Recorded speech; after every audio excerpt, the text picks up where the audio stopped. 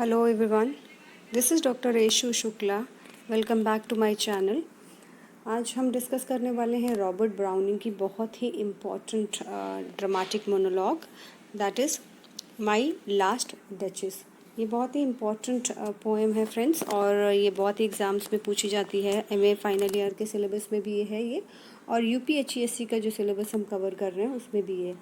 तो सबसे पहले हम थोड़ा सा डिस्कस कर लेते हैं इस पोएम के बारे में कि ये पोएम किस के बारे में है, किस चीज़ से रिलेटेड है। तो ये जो पोएम है ये एक ड्रामेटिक मोनोलॉग है, और क्या डिफरेंस होता है ड्रामेटिक मोनोलॉग और सोलोलोकी के बीच में, ये भी यहाँ पे हम क्लियर करते चलें। तो जो ड्रामेटिक मोनोलॉग होता है उसमें जो स्पीकर होता है, जो कम्युनिकेशन वो कर रहा होता है वो वन वे होती है, यानी कि आप कह सकते हैं मोनोलॉग। डायलॉग मीन्स दो लोग आपस में बात कर रहे होते हैं, डायलॉग। एंड मोनोलॉग का मतलब होता है when one person is keep on speaking, वो ही बोलते चले जा रहा है, वो किसी न किसी से ज़रूर बात कर रहा है फ्रेंड्स, कोई सुन जरूर रहा है उसे, पर उसकी प्रेजेंस का हमें बहुत क्लियर कट पता नहीं चलता। तो that is dramatic monologue. Soliloquy में क्या होता है कि क्लियर होता है कि that person is speaking to the audience, वो अपने आप से बात करके ये एहसास दिलाता है पोएम के अंदर या किसी भी काम के अंदर, या ड्रामा में आप देखते हैं हेमलेट में बहुत सारी सोलोलोकीज़ हैं। तो उसमें वो क्या करते हैं कि वो उनको जो भी मैसेज या कोई भी बातचीत डायरेक्ट ऑडियंस को कन्वे करनी होती है, वो एक जो भी स्पीकर होता है कोई एक कॉर्नर चुन लेता है, कोई एक जगह, वहाँ पे आके अपने मन की बात, तो उसका मतलब होता है स्पीकिंग योर थॉट अलाउड, यानी जो आपके दिमाग में बातें चल रही वो स्पीकर तक कैसे पहुँचेंगी। आज तो बहुत टेक्नोलॉजी के तरीके हैं, पहुँच जाती हैं, लेकिन पहले क्या होता था कि वो मैसेज कन्वे करनी है तो उसके लिए वो बंदा बात करता था, वो अपने आप से बात करता हुआ दिखाई पड़ता था सोलोलोकी में, यानी कि वो अपने ही अंदर दिमाग में चल रही जो बातचीत होती थी उसी को शब्दों में बोल रहा होता था और ऑडियंस उसे सुन रही होती थी। तो यहाँ पे दो चीज़ें हैं। मोनोलॉग का मतलब है डायरेक्ट किसी व्यक्ति से बात की जा रही है और वो वहाँ पे प्रेजेंट नहीं है, एक ही व्यक्ति लगातार अपनी बातचीत कर रहा है, वन वे कॉन्वर्सेशन चल रही है। और सोलोलोकी का मतलब होता है एक व्यक्ति अपने मन के अंदर की जो चीज़ें हैं वो ऑडियंस के साथ डायरेक्टली कनेक्ट कर रहा है, प्ले या जिस भी जगह पे वो चीज़ हो रही है उसका उससे कोई लेना देना नहीं होता। ये एक ड्रामेटिक मोनोलॉग है, बहुत ही इंटरेस्टिंग वन है, माई लास्ट डचेस। जैसे कि आप इसके नाम के साथ देख सकते हैं फ्रेंड्स कि ये माई लास्ट डचेस, यानी कि बात की जा रही है यहाँ पे डचेस, यानी कि जो भी ड्यूक होता है उसकी रानी को डचेस बोलते हैं। और यहाँ पे जो ड्यूक है जो है इसकी थोड़ी सी जो हम समरी पे जाएं तो देखेंगे आप कि जो ये ड्यूक है, that Duke, the poem is loosely based on historical events involving Alfonso the Duke of Ferrara. Alfonso है जो फेरारा का ड्यूक है, और जो ये सराउंडिंग 16वीं सेंचुरी से रिलेटेड कुछ है। तो ये जो ड्यूक है ये इसके पास एक इमेजरी आया है। इमेजरी एक मैसेंजर, एक पर्सन है जो उसकी शादी का प्रपोजल लेकर आया है किसी काउंट के पास से। काउंट एक बहुत ही इंपॉर्टेंट पोस्ट होती है, ड्यूक से थोड़ी नीचे होती है, पर एक बहुत ही मतलब वो भी एक ऑफिशियल पोस्ट उस समय में होती थी।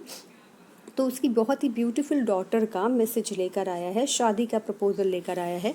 अब ये जो ड्यूक है वो उस इमेजरी यानी कि मैसेंजर को अपने घर का, अपने महल का एक टूर करा रहा है। वहाँ पे वो अपने महल में घूमते हुए उसे एक ऐसी जगह पे लेके जाता है जहाँ पे एक दीवार पे बड़ा सा पोर्ट्रेट बना हुआ होता है और वो कर्टन उस पर पड़ा होता है। तो उस कर्टन को हटा के जो पोर्ट्रेट है वो उसकी पहली रानी या डचेस का है, जो कि अब इस दुनिया में नहीं है। ये पोएम को पढ़ते हुए हमें समझ में आ जाता है। वो अपनी उस रानी के बारे में उससे बात करना चाहता है। जो हिडन मीनिंग है इस पूरी पोएम को ये कि वो ड्यूक अपनी डचेस जो कि नहीं है इस दुनिया में, उसकी कुछ बिहेवियरल चीज़ें पसंद नहीं करता था। बहुत डोमिनेटिंग है ये, और इसके अपने कुछ पैरामीटर सेट हैं कि एक डचेस होने के ये तरीके होते हैं जीने के।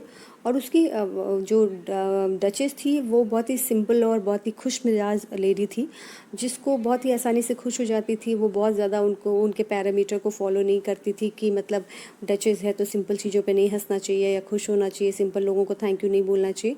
तो इस वजह से उसको धीरे धीरे वो चीज़ें पसंद नहीं आती गई, और एक दिन उसने उसको उन सब चीज़ों को स्टॉप करा दिया। एंड में एक लाइन आती, स्टॉप करा दी उसने। यहाँ स्टॉप करा देने का मैसेज जाता है कि कहीं ना कहीं उसने उसको किल करा दिया, एंड शी इज़ नो मोर। तो ये मैसेज वो इमेजरी यानी मैसेंजर को पूरा देना चाहता है कि वो एक हिडन मैसेज भी है, ताकि वो वहाँ जाए और ये बात अपने दिमाग में रख ले कि जो अब होने वाली उसकी रानी है वो उससे इस तरीके की गलतियाँ ना करे।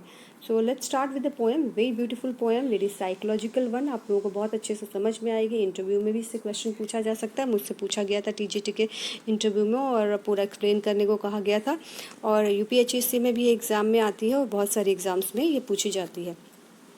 That's my Last duchess painted on the wall, ये बता रहा है कि ये जो लास्ट डचेस है उसका पेंटिंग है। Looking as if she were alive, आप देखिए ऐसा लग रहा है कि वो बिल्कुल अलाइव, जिंदा लग रही हैं। वो पोर्ट्रेट जो है बहुत जिंदा सा लग रहा है, alive. I call that piece of wonder now Fra Pandolf hand work busily a day and there she stands. वो कह रहे हैं मुझे ये जो पीस इतना वंडरफुल, इतना लाइवली दिख रहा है अभी, वो फ्रा पेंडोल्फ जो कि उनके सबसे बहुत बड़े कोई पेंटर थे, बहुत मतलब उनका क्रिएटिव हैंड था, उन्होंने एक पूरा दिन लगा के इसको बनाया था और आप देखिए ऐसा लग रहा है कि वो बिल्कुल अलाइव सी खड़ी हुई है। Will it please you sit and look at हर, देख आप उनको कह रहे हैं कि एक तरीके से इनविटेशन दे रहे हैं कि बैठिए और देखिए क्या आपको ये अट्रैक्ट करती है, क्या आपको ये बहुत ही सुंदर लगती है। फिर आप देखेंगे, सॉरी, फिर ये जो है आप इसमें इनको बोलते हैं strangers like you that picture Fra Pandolf by design, will it please you sit and look at her, I said Fra Pandolf by design for never read strangers like you that pictured countenance, यानी कि countenance माने face. तो वो ये कहना चाहते हैं कि आप एक बार इसको देखिए, जो कि मैं किसी भी नॉर्मल स्ट्रेंजर को अलाउ नहीं करता। आप इसको बहुत अच्छे से देखिए, इस डिज़ाइन को देखिए और समझने की कोशिश करिए इसके फेस, ये जो काउंटेनेंस इनका चेहरा है इस पर क्या भाव हैं, the depth and passion of its earnest glance, और इनके जो एक ग्लांस है उसमें जो नज़र है, उनका जो एक देखने का तरीका है उसको समझने की कोशिश करिए। अर्नेस्ट यानी बहुत डीप पैशनेट जो उनकी ग्लांस है, उनका चेहरे में जो भाव आ रहे हैं उसको समझिए। But to myself this turned, since none puts by the curtain I have drawn for you, but I. कह रहे कि ये जो है कर्टन है मैंने आपके लिए जो है आज पहली बार उठाया है, मैं जल्दी किसी को ये कर्टन उठा के इस पोर्ट्रेट को दिखाता नहीं हूँ। And seemed as they would ask me if they durst how much a glance came there, so not the first, यानी कि वो कहना चाह रहे हैं कि आप इसको देखिए, ऐसा लगता है कि ये मूर्ति जो इतनी पुरानी हो चुकी है वो अभी भी एकदम बोल पड़ेगी। तो इसी के साथ एक क्वेश्चन रेज करता है ये, how such a glance came there so not the first, माने कि वो यहाँ पे एक थोड़ा सा बहुत मिस्टीरियस हो रहा है कि जब वो पोर्ट्रेट बन रहा था तो ही वॉज नॉट देयर, वहाँ पे सिर्फ पेंटर था और उसकी वाइफ थी। और ये जो ग्लांस है इतनी पैशनेट है, देखने का जो उनका लुक है, जो नज़र आ रही है, जो उनका प्यार या भावनाएं दिख रही हैं वो उसमें पूरी मूर्ति में उखर के आ रही हैं, तो वो क्यों है, मैं वहाँ नहीं था तो ये किसके लिए थी, तो इस पे डाउट क्रिएट कर रहे हैं। Are you to turn and ask thus, आप ये बात पूछ सकते हैं, मतलब यहाँ पे उन्होंने ख़त्म की कि आपको ऐसा लग सकता है कि ये ग्लांस कैसे मतलब इतना डीप है, कैसे है। Sir it wasn't her husband presence only, वो फिर वो बता रहे हैं उस आदमी को जो उनका इमेजरी है उसको सर करके एड्रेस कर रहे हैं कि सर ये सिर्फ उनके हस्बैंड की प्रेजेंस के लिए नहीं थी, उनकी जो ग्लांस है, उनका जो लुक है, that was not only for her husband's presence but it was for everyone, for call that spot of joy into Duchess cheeks perhaps frappe and अब वो कह रहे हैं कि जो उनका जो स्पॉट ऑफ जॉय है, यानी कि जैसे खुश होने पे एक भाव आ जाता है चेहरे पे, तो उसको उन्होंने स्पॉट ऑफ जॉय यहाँ पे कहा है कि जो इनका स्पॉट ऑफ जॉय है जो डचेस के चीक्स पे या फेस पे है, वो मतलब सिर्फ उनके हस्बैंड के लिए नहीं होता था, वो किसी के लिए भी हो जाता था। हर छोटी बड़ी बात पे उनके ऐसे खुश होने वाले रिएक्शंस आ जाते थे। तो कह रहे हैं कि फ्रा पेंडोल्फ ने शायद उनको उनकी बहुत तारीफ़ कर दी होगी, उनको बोला होगा कि आपने अपनी बॉडी को बहुत ही ज़्यादा ढक रखा है, आप इसे थोड़ा सा अपने शॉल को हटाइए और या फिर ये कह दिया होगा कि अब आप इतनी ब्यूटीफुल हो, over my ladies reach too much, मतलब वो हर मेंटल मनी शॉल उसने lapse over my ladies reach too much यानी कि ज़्यादा ही लिपटा हुआ है, तो उसको खोलें सो दैट वो उसकी पोर्ट्रेट को बना सके, थोड़ा सा बहुत उन्होंने ढक लिया है खुद को। या फिर कहा है paint must never hope to reproduce the paint, यानी ये भी कहना चाह रहे हैं कि जो है आपका जो बॉडी इतना ब्यूटीफुल है, ये पेंट है उसको आप इसके साथ जो है इतना जस्टिस नहीं कर पा रहा, उतना सुंदर बना नहीं पा रहा है। Half flush that dies along her 30, यानी कि जितनी ब्यूटीफुल वो, उन्होंने कहा होगा पेंटर ने कि वो जितनी ब्यूटीफुल हैं, ये सब इमेजिनेशन चल रही है फ्रेंड्स। तो वो कह रहा है कि पेंटर ने शायद ऐसी कुछ तारीफ़ों वाली बातें की होगी कि जितनी ब्यूटीफुल वो हैं उतना ये पेंट या जो है पोर्ट्रेट उनको नहीं बना पा रहा है। सच स्टफ वॉज कॉटसी, अब वही कह रहा है कि ऐसी बातें उनके लिए कॉटसी थी, यानी कि एक सिंपल मैनरिज्म या सिंपल जोक या कुछ ऐसी। She thought and cause enough for calling up this spot of Joy, और उसको सिर्फ स्पॉट ऑफ जॉय एक मज़ा मस्ती के लिए कही गई छोटी सी बात कह के वो हमेशा उसको टाल देती थी।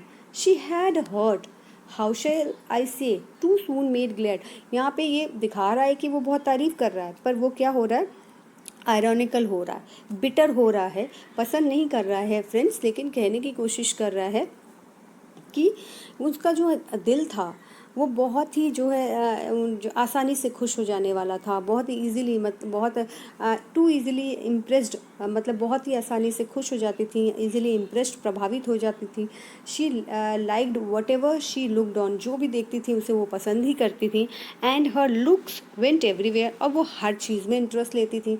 तो ये sir it was all one, उनके हिसाब से वो बताना चाह रहे हैं, कुछ चीज़ें अकाउंट कराएंगी कि उनके हिसाब से सारी चीज़ें एक ही जैसी थी। My favour at her breast, यानी कि मैं उनके लिए कोई बहुत ही कीमती हार लेकर आऊँ और उनको पहनाऊँ, और उस पर भी वो उतना ही खुश होती थी जितना कि वो dropping of the daylight in the west यानी सनसेट को देख ले तो जो खुशी होती थी। बो ऑफ चेरिस सम ऑफिशियस फूल यानी कि कोई ऐसा इंसान जिसकी ज़रूरत ना कोई काम करने की ना हो, पर वो फिर भी वो काम करे, यानी कोई एक ऐसा इंसान चलते चले जा रहा, उसने एक जो है फ्लावर में डंडी मार दी, वो हिल गई, तो वो एक तरीके से यहाँ कंपैरिजन ये है कि बिल्कुल बेवकूफ़ाना हरकत कोई कर दी गई हो उस पर भी खुश। तो the bough of cherries some officious fool broke, यानी कोई बेवकूफ़ टाइप का इंसान हो जिसने कोई एक चेरीज़ का बंच तोड़ दिया हो ऐसे जाने अनजाने ऐसे, उसमें भी वो उतना ही खुश हो जाती थी। The white mule she road with around the terrace, and उनकी जो वाइट म्यूल माने कि शी डोंकी यानी कि गधा गधी कह सकते हैं आप, तो उस पर वो राइड लेती थी अपनी टेरेस पे, तो उस पर भी उतनी खुश होती थी। कंपैरिजन यहाँ लगातार ड्यूक कर रहा है कि मेरे द्वारा की हुई कोई भी चीज़ और बाकी कॉमन सी कोई भी हैपनिंग उनके अराउंड हो रही हो, वो सब उनके लिए एक बराबर थी।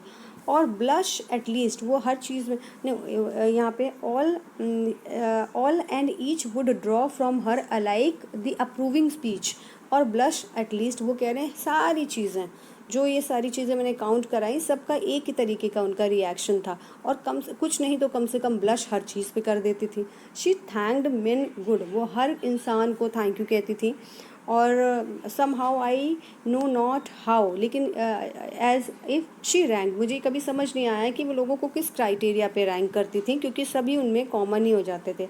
आगे फिर थोड़ा सा जो है आयरॉनिकल हो रहा है, एक तरीके से उसको गुस्सा भी है। My gift of 900 years old name, यानी कि मेरे जो 900 ईयर्स का ये जो राजघराना है, जो इतना बड़ा नाम है, वो उनके लिए ये गिफ्ट की तरह, वो क्योंकि जो डचेस है वो एक नॉर्मल फैमिली से आती थी, उसका वही अपब्रिंगिंग थी, और she was so simple person. And जो ये ड्यूक है वो अपने आप को बहुत ही बड़ा अरिस्टोक्रेट फैमिली से आ रहे हैं, तो उनको लग रहा है कि मेरा जो नाम है वो इनके लिए एक बहुत बड़ा गिफ्ट होना चाहिए। My gift of 900 years old name जो इनको मिल गया है, तो उसको उनकी इतनी वैल्यू करनी चाहिए बहुत। ये विद एनीबडीज़, ये उसको कंपेयर कर देती हैं किसी के भी नॉर्मल चीज़ के साथ, उसका कोई मतलब ही नहीं है उनके लिए। Who would stoop to blame, अब कह रहे हैं स्टूप माने गिरना, अब इन सब बातों को ब्लेम करने के लिए कौन नीचे गिरे। दिस शॉर्ट ऑफ ट्रिफलिंग माने छोटी छोटी चीज़ें, जो हरकतें वो करती रहती हैं मजाक में या जो है flirting. Even had you skill, वो कह रहे हैं इन छोटी छोटी चीज़ों के लिए अगर किसी इंसान में even had you skill in speech, किसी में बहुत ज़्यादा बोलने की कला हो भी, तो भी वो इंसान इन छोटी छोटी बातों को काउंट कराने के लिए कौन नीचे गिरेगा।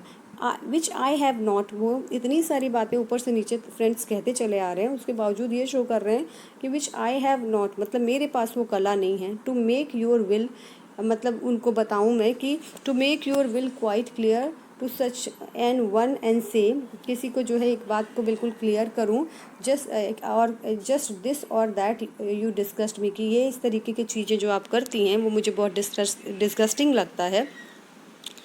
हियर यू मिस, यहाँ पे आप ये चीज़ें मिस कर रही हैं जो आपको नहीं करना चाहिए, और योर मार्क जो है आप, और देयर एक्सीड द मार्क, यहाँ आपकी लिमिट जो है एक्सीड हो रही है, आपको थोड़ा केयरफुल रहना चाहिए। You are a duchess, you should maintain that protocol. तो ये चीज़ें शायद वो नहीं करती हैं। And if she let herself be lessoned so not plainly set her wits to yours, वो कह रहे हैं, और अगर वो ये चीज़ खुद को मतलब उनको समझाने के लिए कोई बैठता भी, अगर मान लीजिए मैं उनसे कभी कहता या कोई दूसरा व्यक्ति उनको कहता भी, तो वो इतनी जो है आसानी से उस बातों को समझने वाली नहीं थी, और एंड मेड एक्सक्यूज़, कोई ना कोई एक्सक्यूज़ बना के उसको ख़त्म कर देती। Even then would be some stooping, वो कह रहे हैं अगर कोई यहाँ लिमिट हो भी नीचे गिरने की, मतलब कोई जाके कोई और किंग मेरी जगह हो, जो जाके उनको अपनी रानी को या अपनी डचेस को छोटी छोटी बातों के लिए पॉइंट आउट कर सके, पर मैं वो नहीं कर सकता। And I choose never to stoop, यानी कि मैं वो नहीं कर सकता, मैं इतना नीचे नहीं गिर सकता। Oh sir, she smiled no doubt, और अगर मैं ऐसा करता हूँ तो वो क्या करती, वो सिर्फ स्माइल करती। वेन एवर आई पास्ड हर, अब ये बता रहे हैं कि दूसरी चीज़ कि मैं एक बात बताऊँ, अगर मैं उनके पास से कभी गुजरा तो भी वो बिल्कुल उसी तरीके से स्माइल करती थी जैसे कि जो है कोई भी, but who pass without much the same glance, यानी कोई भी अननोन इंसान ऐसे ही तरीके से उनके बगल से गुजर जाए जैसे मैं गुजरूं, तो उनका स्माइल, उनका ग्लांस सेम ही होता था। This grew and I gave commands, अब ये लाइन समझ लीजिए फ्रेंड्स, ये बढ़ता चला गया और मैंने कमांड्स दे दिए। क्या commands? Then all smiles stop together, यानी सारी स्माइल्स बंद हो गई, यानी जाहिर सी बात है इन्होंने उनको चुप करा दिया, शांत करा दिया, उनको कैद करा दिया या मरवा दिया, something like that. Nothing is clear here, तो मैं ये बात क्लियरली नहीं कह सकती, पर इसका मीनिंग यही निकलता है। There she stands as if alive, अब यहाँ पे खड़ी है जैसे कि अलाइव। एज इफ़ अलाइव से मतलब ये क्लियर निकल रहा है यहाँ पे कि अब वो अलाइव नहीं है, बस ये इस बात का यहाँ पे सिमली दिया गया है। Will it please you rise, अब कह रहे हैं कि आपको ये कैसा लग रहा है। We will meet the company below, अब यहाँ से शिफ्ट हो गए, पूरी कहानी उन्होंने बता दी। अब कह रहे हैं चलिए हम नीचे चलते हैं और लोगों से बात करते हैं, बाकी लोग जो कोर्ट में उनका इंतज़ार कर रहे हैं। I repeat the count your master's known munificence is ample warrant that no just pretence of mind for dowry will be disallowed. वो कह रहे हैं मिजरी को, मैसेंजर को, कि आपके काउंट के पास बहुत पैसा है। म्यूनिफिसेंस मतलब उनकी जो बड़ा दिली है, इज़ वेरी मच नोन, आपकी मास्टर की म्यूनिफिसेंस है वो सब इज़ एम्पल नोन, सबको पता है इसके बारे में, वो कितना जो है पैसा है और कितना जो है खर्च करना चाहते हैं, देना चाहते हैं। पर मुझे किसी भी तरीके की डाउरी डिसअलाउड है, मैं नहीं लेना चाहता, मुझे डाउरी, मुझे पैसे में कोई इंटरेस्ट नहीं है। Though his fair daughter self as I avowed at starting is my object, यानी कि शुरू से ही उनकी जो सुंदर सी डॉटर है सिर्फ वही मेरा इंटरेस्ट है, नथिंग एल्स, मुझे कुछ और नहीं चाहिए। यहाँ पे उन्होंने सीधे सीधे ये भी बता दिया है कि उनकी डॉटर में क्या क्या गुण होने चाहिए, मतलब पहली वाइफ या पहली डचेस के कंपैरिजन में उसको क्या क्या आना चाहिए, बिकॉज अगर नहीं हुआ तो उसके साथ भी शायद सेम ही हो सकता है। टुगेदर डाउन सर, चलिए नीचे चलते हैं। अब नीचे चलते में वो उनको एक और दिखाते हैं, एक नेपटून सी गॉड हैं जिनका एक पोर्ट्रे बना हुआ है, टैमिंग सी हॉर्स को राइड करते हुए नेपच्यून का एक पोर्ट्रे बना हुआ है, उसको दिखाते हुए आगे बढ़ते हैं। और ये last line, which Claus of Innsbruck cast in bronze for me, मतलब कि ये बहुत ही बड़ी जो है कहीं से लाई हुई पोर्ट्रेट है और जो मेरे लिए बहुत इम्पॉर्टेंट है। सो फ्रेंड्स, यहाँ पे ये ख़त्म होती है। नेक्स्ट वीडियो में हम इससे रिलेटेड बहुत सारी चीज़ें डिस्कस करने वाले हैं, कुछ क्वेश्चन भी शेयर करेंगे, इसकी पोएम के एनालिसिस का, इसके इम्पॉर्टेंट वोकैबुलरी का नोट्स मैं शेयर कर दूँगी, आप ले लीजिएगा। और इसमें डिटेल में इसके नोट्स को शेयर करूँगी जिससे रिलेटेड क्वेश्चंस आते हैं। तो बहुत कुछ है, अभी मैं डिस्कस करूँगी तो वीडियो लंबी हो जाएगी, और फिर इसके 10 इम्पॉर्टेंट क्वेश्चन हैं जो मैंने आंसर के साथ यहाँ पे शेयर किए। सो अभी के लिए इतना ही। Thank you so much for watching this video. Please like, share and subscribe as well. Thank you.